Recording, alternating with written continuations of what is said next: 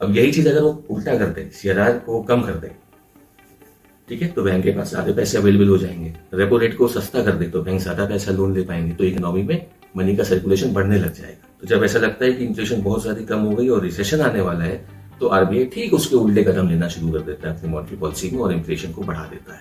Inflation ज्यादा बढ़ने लगता है तो जो मैंने अभी आपको बताया वो स्टेप्स उठाता है और सर्कुलेशन को घटा देता है। तो आरबीआई ये जगलिंग करता रहता है ताकि इन्फ्लेशन उसके कंफर्टेबल जोन के बीच में रहे, यानी 2 से 6% के बीच में रहे, तो आरबीआई कंफर्टेबल रहता है। तो ये थी कहानी इन्फ्लेशन की, महंगाई की। आई होप मैंने बहुत ही सिंपल तरीके में इसे समझाने की कोशिश की है। आई होप आपको इन्फ्लेशन और रिसेशन का कॉन्सेप्ट समझ में आया होगा, मॉनेटरी पॉलिसी समझ में आई होगी, आरबीआई किस तरह से मनी के फ्लो को इकोनॉमी में बढ़ाता है घटाता है समझ में आया होगा।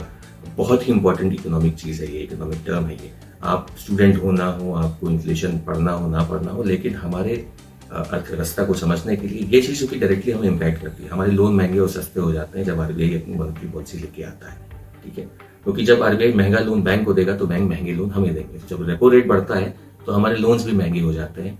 जब लोन्स महंगे हो जाते हैं तो लोग कम लोन लेंगे। जब लोग कम लोन लेंगे तो कम पैसा मार्केट में सर्कुलेट करेगा, ठीक है। तो ये डायरेक्ट इम्पैक्ट डालता है हम पे और आप पे। इसके लिए इसकी एक अंडरस्टैंडिंग होना हम सभी के लिए बहुत जरूरी है। तो आशा करता हूँ आपको ये समझ में आया होगा। नहीं समझ में आया, कुछ और क्लैरिफिकेशन चाहिए तो कमेंट सेक्शन में लिखिए। I make another video on it, फिर एक बड़ा वीडियो बनाऊंगा।